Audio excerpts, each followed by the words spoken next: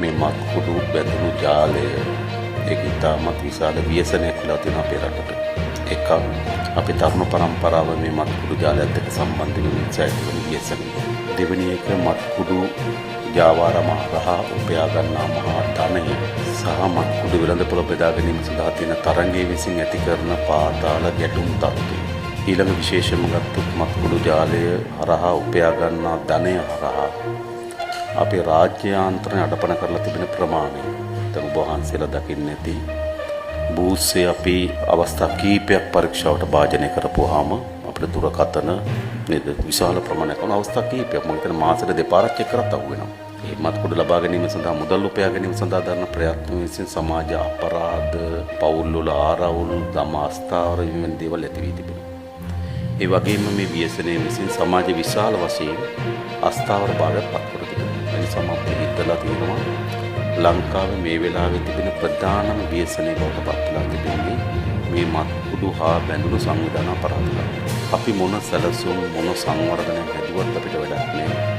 අපේ මේ සමාජයේ යහපත් භාවයට පත් කරගන්න බැරි නම් මේ සමාජයේ ස්ථාවර භාවයට පත් කරගන්න බැරි. අපි බිල්ඩින් හදන්න පුළුවන් අපිට ආයෝජනයන් ගේන්න පුළුවන් මේක ඔක්කොම ගඟට කපපු ඉනි බවට පත් වෙනවා. මේ ව්‍යසන අපි පරාජයටපත් කරනවා. ඒ නිසා අපි ආණ්ඩුව මේ ව්‍යසනේ පරාජයටපත් කරනකොට ස්ථිර අධිෂ්ඨාන හේතුව තමයි අපි මෙහෙම කරන්නේ.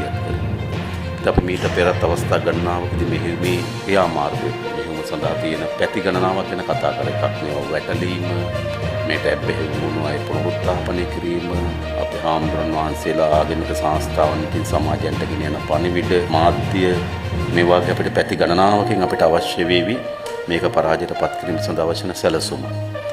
ඒ සඳහා අපි අවස්ථා කීපයක් එකතු වෙලා එක් ශේෂ්ත්‍රයන්ට වගකීම් දීලා පුනරුත්ථාපනය කරන වැඩසටහන අත්අඩංගුවට ගැනීම සමාජීය මත නිර්මාණය කිරීම මාධ්‍ය මෙහෙයුම ආදී යාන්ත්‍රණ ගණනාවක් ගැන අපි කතා කරලා තියෙනවා නේද? දැන් අපිට අවශ්‍ය වෙලා තියෙන්නේ අපි ආපු ගමන් මගම ශක්තිමත්ව ඉස්සරහට ගෙන යාම සඳහා අවශ්‍ය වෙන සාකච්ඡාව සහ තීර තත්ත්වය තමයි අපිට කතා බහ කරගන්න ඕනකම තියෙන්නේ නේද? පොලිසිය පැත්තෙන් IGP මෙස 2025 තයිකේ සිට 2026 දක්වා සමස්ත මද්‍රව්‍ය ප්‍රමාණය අත්අඩංගුවට ගැනීම හෙරොයින් කිලෝග්‍රෑම් 1821ක් අයිස්ග්‍රෑම් කිලෝග්‍රෑම් 3165 ගංජා කිලෝග්‍රෑම් 17189ක් කොකේන් කිලෝග්‍රෑම් 38ක් සහ මද්‍රව්‍ය සමත්කරල් මිලියන 4කට ආසන්න ප්‍රමාණයක් අත්අඩංගුවට ගෙන තියෙනවා. ඒත් එකම පුද්ගලයන් ගත්තොත් 2,57,337ක් අත්අඩංගුවට ගැනීම කළා තියෙනවා. ප්‍රමාණය වැඩි වෙන්න එකක් අපේ වැටලීම් වැඩි වුණා.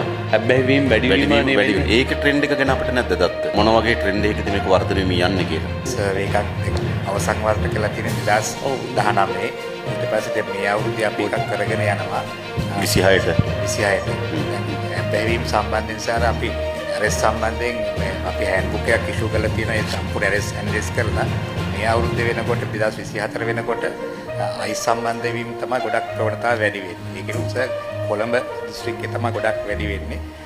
දැන් හෙරෝයින් සහ ගංජාත් ප්‍රමාණය ඒ ප්‍රමාණයෙන් වැඩියෙන් තියෙනවා. නමුත් අර වැඩිවීම ප්‍රතිශතයේ අයිස් වල තමයි වැඩි වෙලා තියෙන්නේ. වැඩිවීම වේගය වැඩි. වේගය වැඩි ඒක තමයි සර්. ඒක තමයි භයානක තමයි අර පල්ලෙහාට එන එකනේ. අඩු අයස් වලට එනෝනේ. මේක තමයි අපිට 14 15 දක්වා හොඳ රිසර්ච් එකක් අපිට ඕන මේක කොහොමද නගරේ සිට ග්‍රාමීය දක්වා ව්‍යාප්ත වෙන ආකාරය වයස් මට්ටමේ ව්‍යාප්ත වෙන ආකාරය නේද?